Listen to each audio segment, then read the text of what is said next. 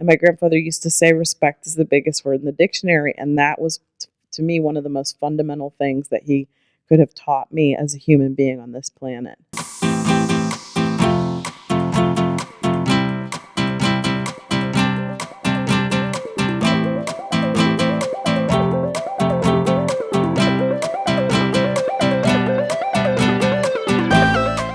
Welcome to Fishing Without Bait, a lifetime without definitive expectations, where we help people explode into their lives through our concept of full impact mindfulness.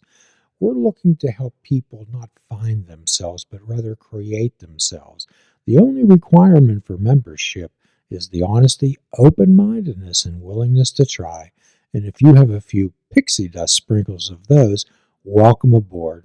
Jump in and let the adventure begin. Hi, folks. I'm Jim Ellermeyer, a behavioral health therapist, and today we're joined by one of our most insightful and requested guests, Santina Grace. Happy to be here. I'm here for the pixie dust. That's cool stuff, huh? Yeah. Well, we've talked about so many subjects in the past, and you've provided a great deal of insight and opened my eyes to some of them. And one of the things that I wanted to bring up tonight before we dive into some, to illuminate some past topics, was the Buddhist concept of impermanence. Could you share what your thoughts are? Well, if you've ever seen a demonstration by the Buddhist monks where they'll make, the sand mandala in front of you, and they spend so much time and energy on making sure every grain of sand is lined up just perfectly, and then they just destroy it at the end. That's it in a nutshell. I mean, it's put a lot of effort and energy into the things that, drive you, that teach you things, that you get something out of. But at the end of the day, understand that it's all going to be erased at some point in time. All the effort, all the energy. I mean, it's for something. And for me, I think there's impermanence in the physical reality, but I feel also there is permanence when it comes to, for me, I feel like the soul's experience and the soul's kind of understanding and learning through, just experiences and things like that. So I kind of feel like we talked about duality before. I think if there's impermanence, there's also some things that are, for me, more eternal or more impermanent. And that's why you have a lot of people in a lot of cultures, and to me, that's why Buddhism talks about reincarnation, because I think that they also understand, yes, an instance of a lifetime is impermanent, but the soul's experience through multiple lifetimes, for me, is the explanation of what permanence is about.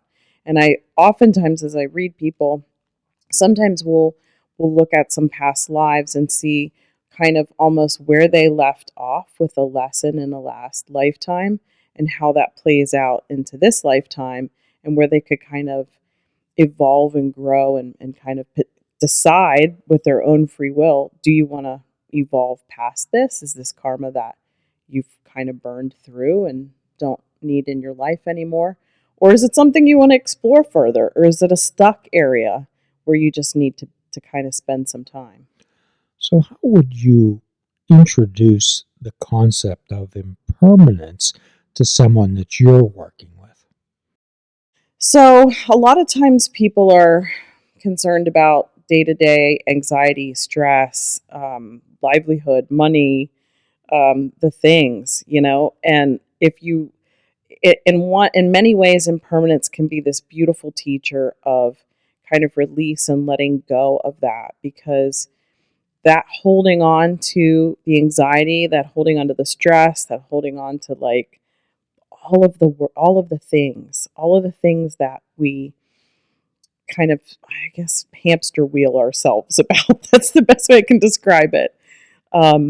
It's self-made. And when you realize that, and that, jobs are impermanent, your bank account, it's impermanent too. Eventually you won't need that anymore, So all of this stuff, it's like, give yourself just a moment of grace to kind of just step away from all the things that feel like pressure, that make you feel tight, that tightness that we sometimes people I see, they just carry around such tightness in their body and tightness in their mind.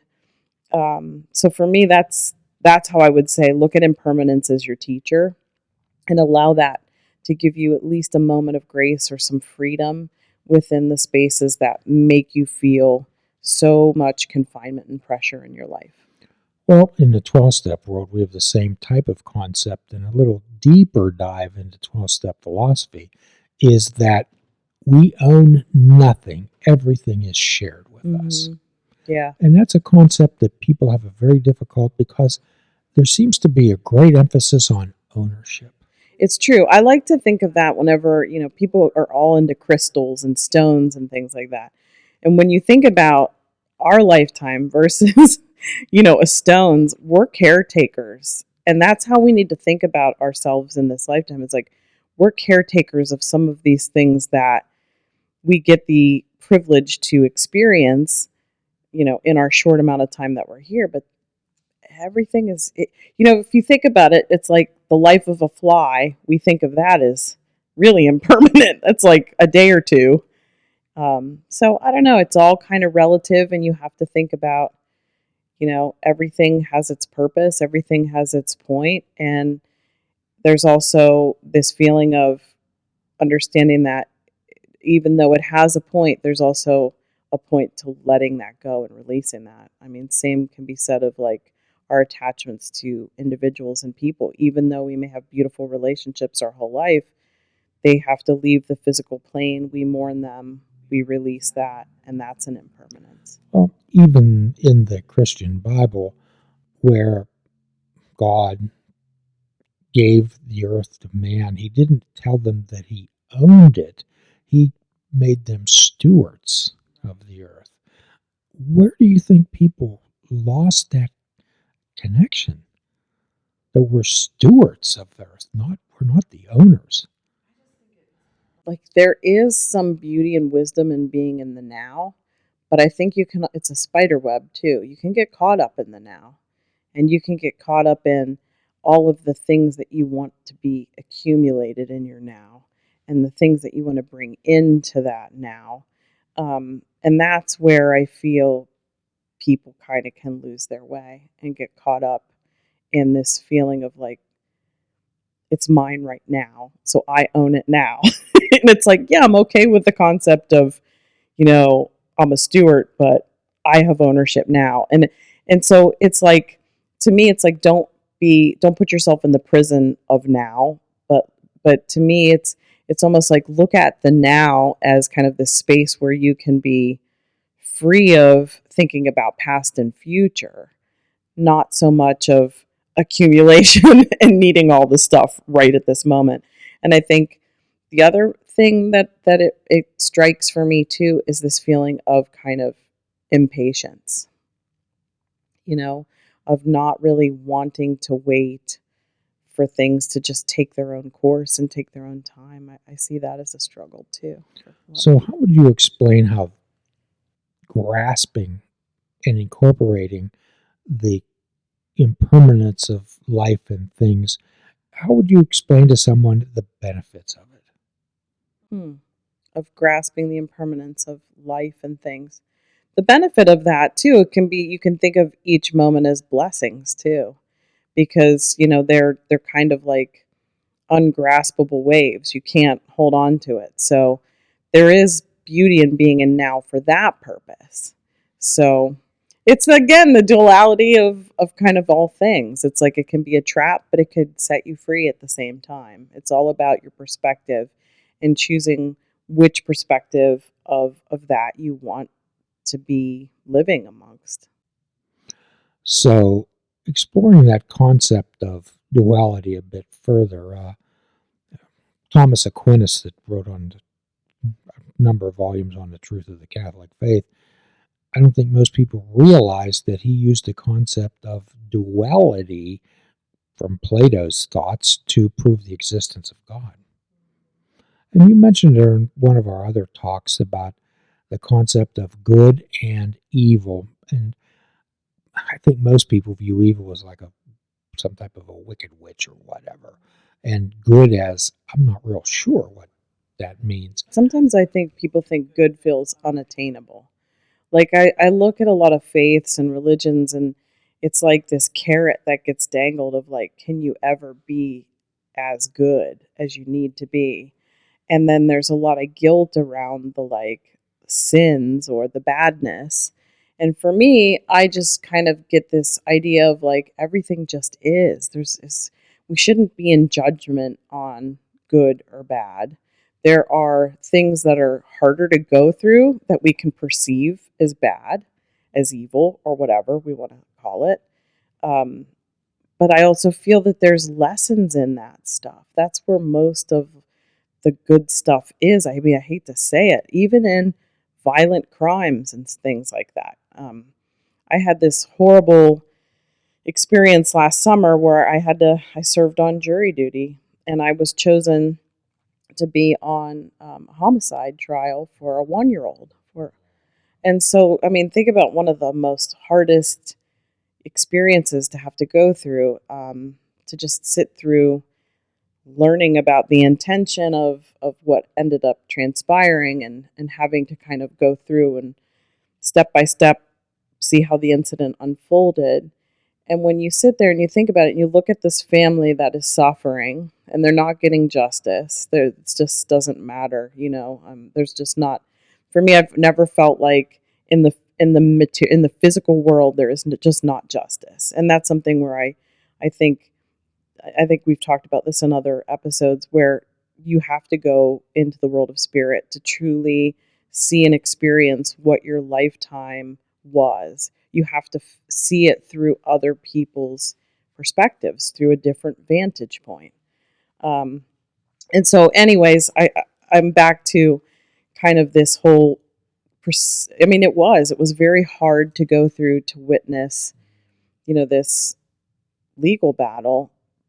But when you look at it, the lesson in that is like to embrace the people that you love, because that teaches you impermanence. That teaches you a stray bullet can just go through the air and take somebody you love right out of your life. And so for me, it's like you got to look at what is seemingly hard and evil and bad and negative and understand that that's your teacher.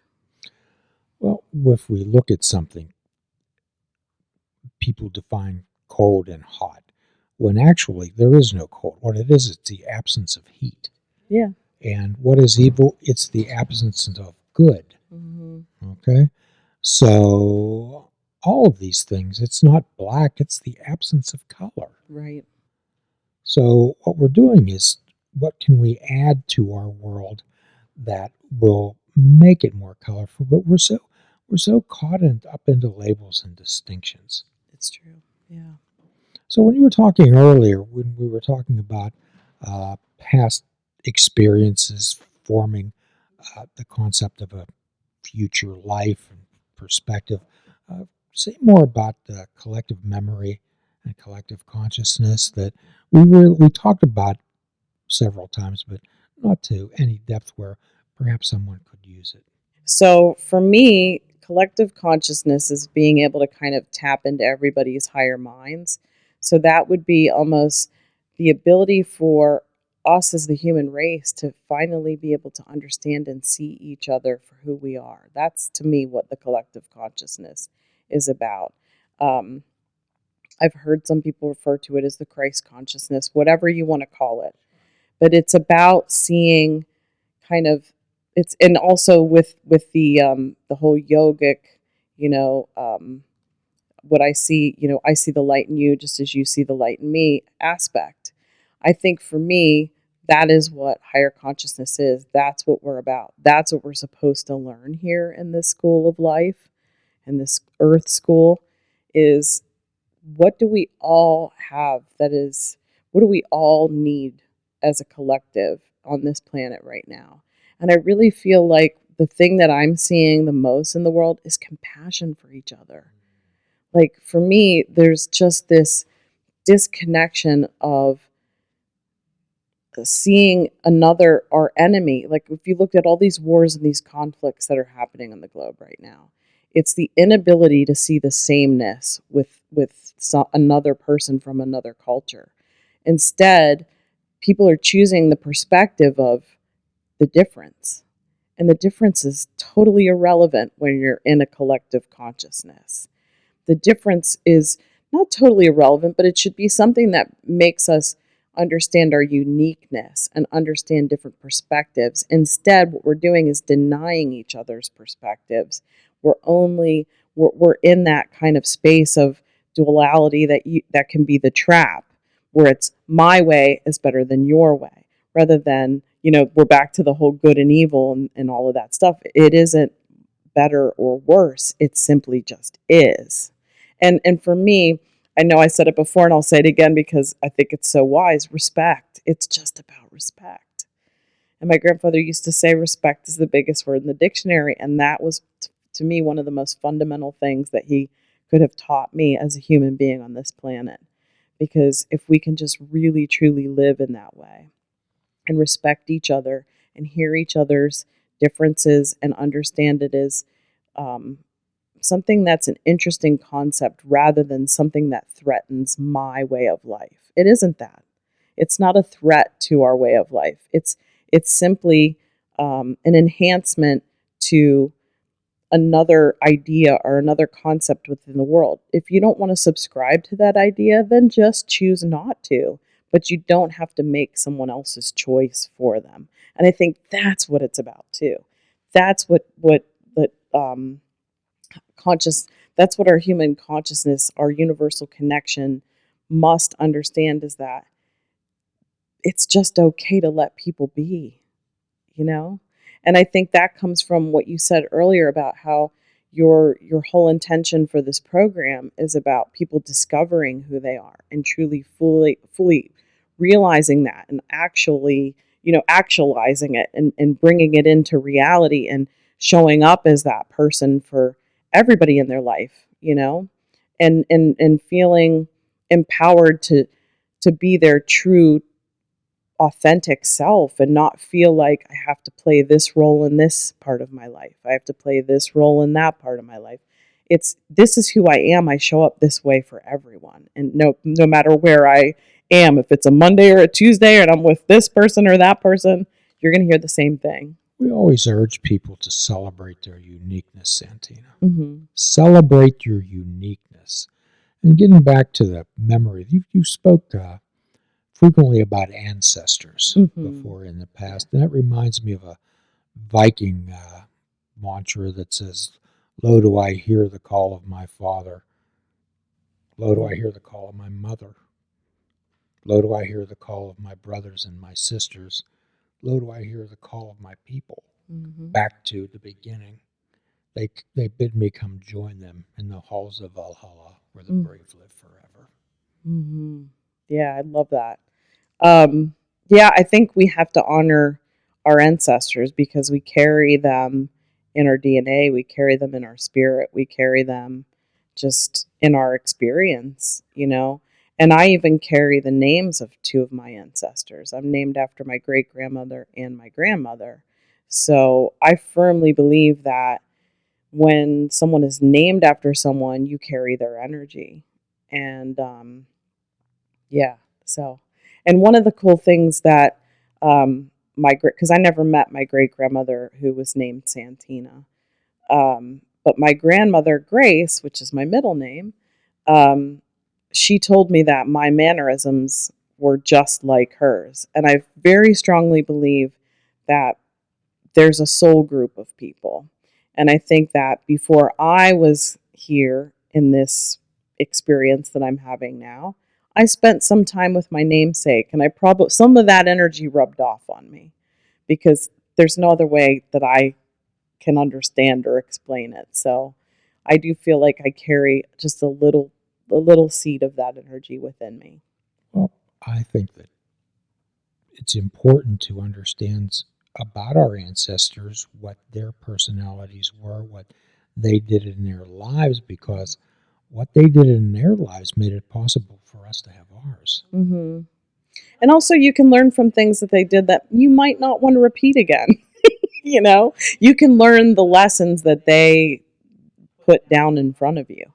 You don't have to go through them and create kind of, you know, perpetuate a family inherited kind of lesson. You can just kind of go, yep, my ancestor learned that for me, so that's not one I need to take on. Well, sure, we learn more from failures than from successes. For sure.